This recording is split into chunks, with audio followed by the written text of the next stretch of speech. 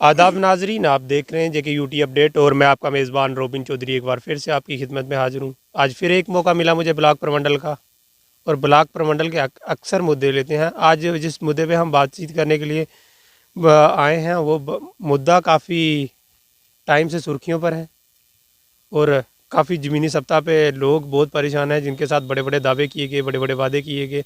अक्सर उनके साथ वादे होते हैं, और इसी के साथ वीडीसी के कुछ कैंडिडेट्स हमारे साथ बातचीत करने के लिए मुझे बहुत बहुत खैर मकदम है आपका जेके यूटी अपडेट में। शुक्रिया भाई साहब।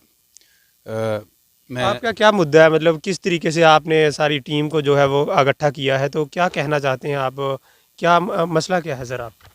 सर, मसला हमारा ये है कि 1996 से जो हमारी वीडीसीज़ बनी हैं, तो वो वीडीसीज़ जो गांव की हिफाजत सुरक्षा करती हैं, शायद आप इसको कई बार पहले भी देख चुके होंगे। लेकिन सर, आज गवर्नमेंट ने एक ऐसा संकट हम गरीब लोगों के लिए खड़ा किया है कि जिससे बाहर निकलने में हमें बहुत कठिनाई और मुश्किल हो रही है। 1996 से लेकर आज तक सर, गवर्नमेंट ने वीडीसी मेंबर्स की जो सैलरी थी, वो सेंटर ने सब के सब वीडीसी मेंबर्स के लिए एसपीओ बनाने का प्रस्ताव था। SRO 243 में कहूँ कि वो था, जिससे सभी वीडीसी मेंबर्स जो थे वो एसपीओ बन रहे थे। लेकिन सरकारों ने इसमें बहुत बड़ी बेईमानी हम लोगों के साथ कर दी कि हमें 8 मेंबरों के ग्रुप में 3 एसपीओ बनाकर और 5 को वॉलंटरी रखा, और 24 साल तक जो है ये हमें लॉलीपॉप देते रहे। और हमारे साथ एक बहुत बड़ी बेईमानी इन्होंने ये की कि जो हमारा सैलरी का मसला होता था वो हमें किसी की सैलरी में से दिलाई जाती थी, जबकि 3 एसपीओ के अकाउंट में जो सैलरी आती थी उसे 8 मेंबरों में बांटा जाता था। अब सर, आज डिजिटल ज़माना हो चुका है, और आज जो है सबकी सैलरी जो है अपने अपने अकाउंट्स में आती है, सैलरियां बढ़ चुकी हैं, और वीडीसी मेंबर इस वक्त टके पैसे के लिए तरस रहा है। तो कब से आपकी यहाँ पे कहने का ये है कि मतलब जितने भी लोग हैं वो कह रहे हैं कि पे 3-4 महीने से कुछ पे मतलब के पैसे का कुछ सिस्टम ही नहीं है, घर का बेरोज़गार हो गए हैं, जैसे इनके बच्चे भी हैं घर पे, तो ये घर का सिस्टम किस तरीके से चलता है? बड़ी मुश्किल है सर, बहुत मुश्किल है। मैं कल डोडा से जम्मू आया हूँ, और मुझे डिस्ट्रिक्ट सांबा के प्रेसिडेंट माननीय सुरेंद्र जी जो मिले, तो उन्होंने मुझे कहा कि आप थोड़ा मेरे साथ सांबा का भी एक दौरा कीजिए। तो मैं यहाँ आया। देखिए सर, मैं आपको कहना ये चाहूँगा कि ये जो संकट है, ये बहुत बड़ा संकट गवर्नमेंट की गलती से हुआ है। 1996 में सर, मैं आपको ये बताना चाहता हूँ कि जब हथियार लोगों ने पकड़े थे, या सरकार ने जब लोगों को हथियार दिया था, तो वो आंतरिक सुरक्षा के लिए दिया था। और जब गवर्नमेंट को पैसा देना था, अगर गवर्नमेंट ने 8 आदमियों को राइफलें दी थी कि वो आतंकवाद का सामना करें, वो पहाड़ी क्षेत्रों में जो है फौज और पुलिस के साथ काम करें, तो गवर्नमेंट के ऑफिस में कोई, मैं तो कहता हूँ, कोई अनपढ़ लोग तो नहीं थे कि जिन्होंने ये ऐसा जो है ऐसा प्रोस्पेक्ट बना दिया, और 3 आदमियों की सैलरी और 8 आदमियों में डिवाइड। ये हम सोचकर काफ़ी परेशान होते हैं। लेकिन हमने सरकार से ये रिक्वेस्ट की है कि आप इस मसले को देखिए और ये मसला हल कीजिए। आप ये नहीं कहना सर कि हम कोई इस वक्त कोई पॉलिटिकल कोई अपोजिशन के चक्कर में या कोई खुद कोई पॉलिटिकल बेनिफिट लेने के लिए इस मसले को उठाया है। ये मसला हमारा कम से कम 24 साल का है, और जितनी भी सरकारें आई हैं आज तक, ख्वाह वो एनसी हो, ख्वाह वो कांग्रेस हो, ख्वाह वो पीडीपी हो, या फिर हमारी बीजेपी हो, इन सभी लोगों ने हमारे मुंह में लॉलीपॉप डाला है। और जो हम गरीब वीडीसी मेंबरों का मसला है, हमारे वोट से इनकी कुर्सियां बनती हैं, हमारे वोट से ये बड़े बड़े मिनिस्टर बन रहे हैं, बड़े बड़े एमएलएज बनते हैं, लेकिन मसला जो हमारा है वो दिल्ली अमित शाह तक नहीं पहुंचाया गया। जबकि हम उम्मीद रखते थे, जब पुरानी सरकार थी, जो माननीय मोदी जी की पुरानी सरकार बनी, और हमारे माननीय डॉक्टर जितेंद्र जी, जिन्होंने कि पिछले कार्यकाल में हमारे साथ वादा किया था कि हम वीडीसी के मसले को एक ग्राउंड जीरो पे सॉल्व करेंगे, और कोई वन टाइम पॉलिसी हम क्रिएट करेंगे जिससे कि इन वीडीसी मेंबरों का भी जो है रोटी रोजी परमानेंट रहे। तो हमने सर नया तो कुछ नहीं मांगा है, हम तो सिर्फ सरकार से ये बोल रहे हैं कि भाई आपने जैसे हमारी सैलरी डिवाइड करके हमें आप दे रहे थे, आप उसी सैलरी को अकाउंट्स में डाल दीजिए, झगड़ा खत्म। लेकिन अब सरकार जो है वो कहती है नहीं जी, हम ये कानून के खिलाफ नहीं कर सकते हैं, अब एसपीओ की सैलरी उसके अकाउंट में आती है। तो सर, मैं आपसे ये कहना चाहूँगा कि अगर वो कानूनी कोई डिफ़ॉल्ट है या कोई फॉल्ट है, तो फिर 8 मेंबर्स जो हैं उनके पास हथियार, वो फॉल्ट नहीं है क्या? इन गरीब लोगों को, हम गरीब लोगों को जब 1996 से लेकर आज तक आतंकवाद से लड़ाया, हम अगर मर जाते तो क्या हमारी कोई कीमत कदर नहीं होती? लेकिन आज सरकार इतनी पावरफुल सेंटर में होकर वो ये कहती है कि नहीं जी, अब हम वीडीसी वालों का कुछ नहीं करेंगे।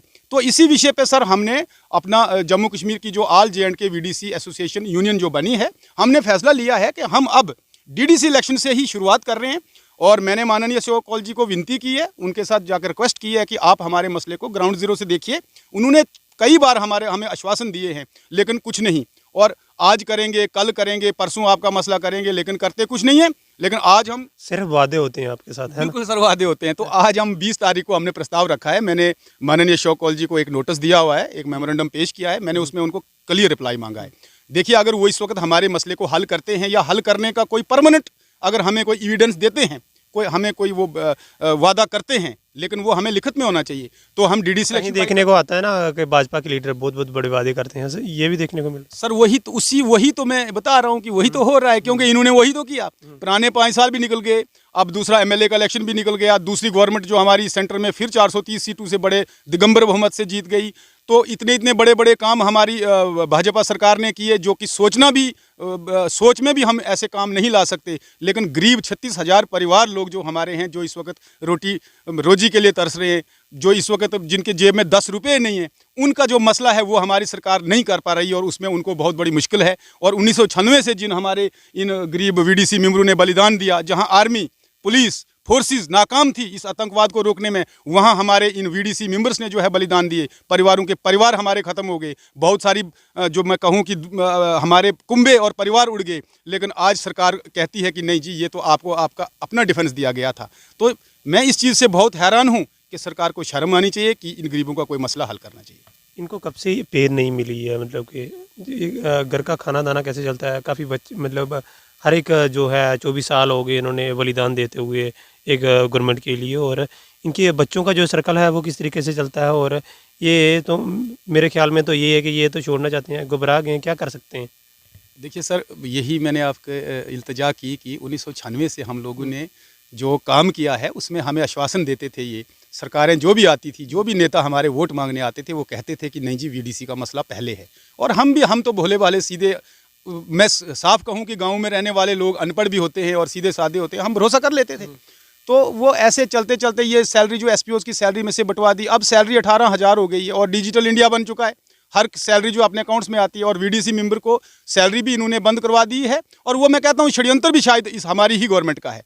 सैलरी भी बंद करवा दी है और हमारे एसपीओज़ को उठाकर लाइन डाउन भी कर दिया है। अब आप बताइए सर कि जहाँ हमारे डोडा, रामबन, किश्तवाड़, उधमपुर, सांबा, कठुआ, बनी बसोली, डूडू बसंतगढ़, रियासी, कटरा, पुंछ, राजौरी के अगर जो आतंकग्रस्त जो डिस्ट्रिक्ट हैं, जो इनके पहाड़ी एरियाज़ अगर आप देखेंगे तो वहाँ न बिजली है, न पानी है, न रोडें हैं। और ये लोग वहाँ आर्मी को अगर एक छोटा सा कैंप ही अगर वहाँ पर खोलेंगे तो गवर्नमेंट को अरबों का और करोड़ों का जो खर्चा आता है। वहीं अगर एक वीडीसी मेंबर जो है वो फ्री का काम कर रहा है तो उसे तनख्वाह देने में गवर्नमेंट को बहुत बड़ी दिक्कत हो रही है।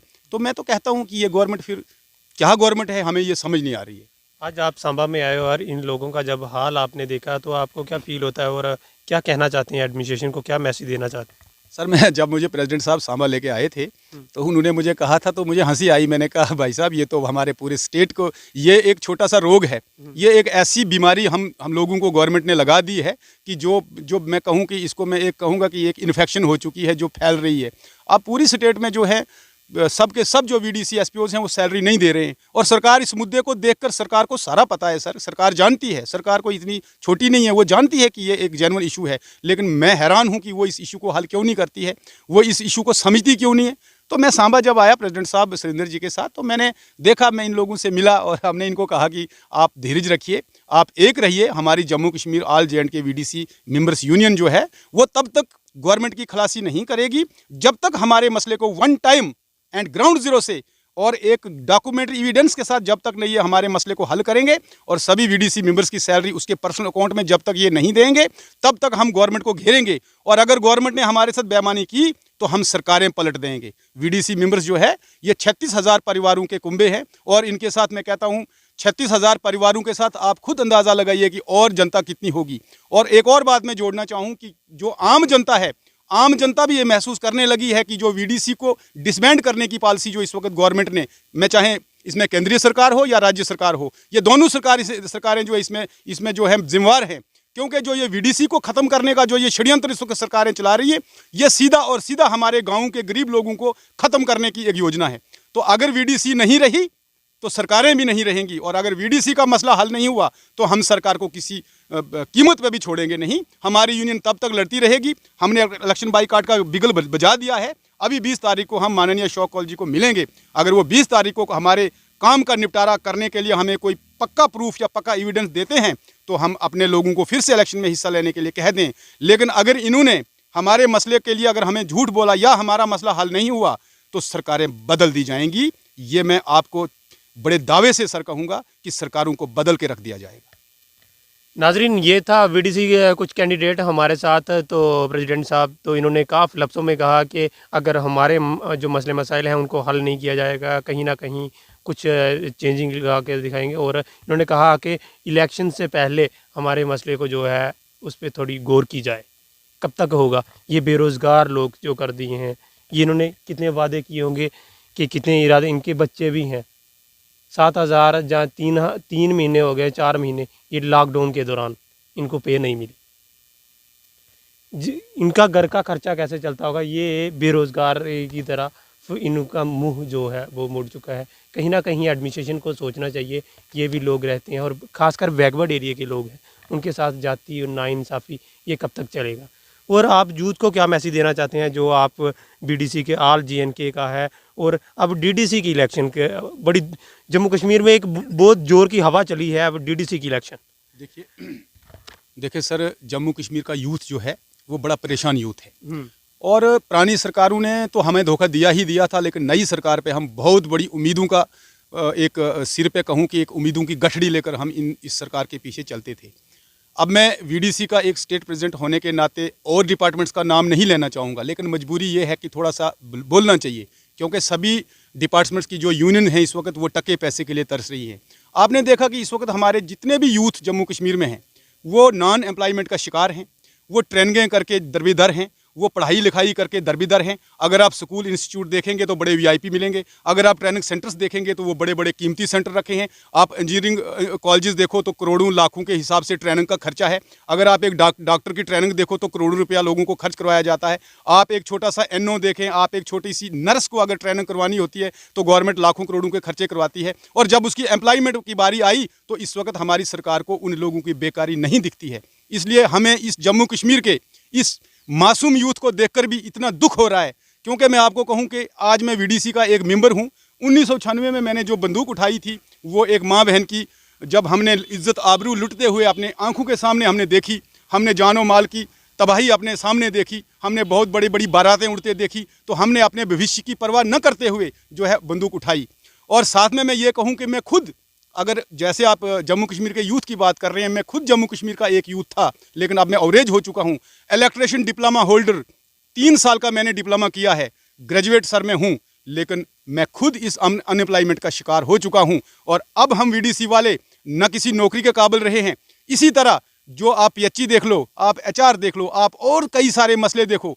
मैं माफ़ी चाहूँगा, मैं सभी डिपार्टमेंट का नाम नहीं लूँगा। आज दिन रोज़ मैं रेगुलर कवरेज करता हूँ प्रेस क्लब में, तो हर एक डिपार्टमेंट जो है आज दिन रोड पे बैठे हुए हैं, प्रोटेस्ट कर रहे हैं। यही है सर, यही मैं कहता हूँ कि सरकार को सोचना चाहिए। सरकार को देखिए, अगर कुछ और डेली वेजर्स हैं वो उनके मसले को वो किसी नॉर्म से देखें, लेकिन जो मसला इस वक्त वीडीसी मेंबर्स का है ये तो सर ऐसे है कि जैसे शाम को चूल्हा जगाना होता है और शाम को रोटी बनानी होती है। जितनी इंपॉर्टेंट आदमी को दवाई खानी या रोटी खानी इंपॉर्टेंट ज़िंदगी के लिए है, इसी तरह से इस वक्त हमारे वीडीसी मेंबर्स का मसला जो है ये जेन्युइन है। और पूरी स्टेट, पूरे हमारे जो जम्मू कश्मीर के जो डिस्ट्रिक्ट्स हैं, जो पहाड़ी एरियाज़ हैं, जो गांव हैं, उनके लिए बहुत सारी, एक मैं कहूं कि ये एक जेन्युइन डिमांड है और ज़रूरी है। और अगर सरकार ने नहीं किया, सरकारें जो हैं वो खुद भी धोखा खा जाएंगी और वो हमारे गरीब समाज को भी जो है किसी खात्मे की कगार पे लेके आएंगी। नाजरीन, ये था इनकी खास लफ्ज़ों में आपने सुना कि कितना दुख भर रहा है इन लोगों में। और उनके साथ कुछ ऐसे परकानी, मतलब कि मेरा कहने का मतलब ये है कि कुछ पुरानी सरकारें थी, उनके भी वादे थे।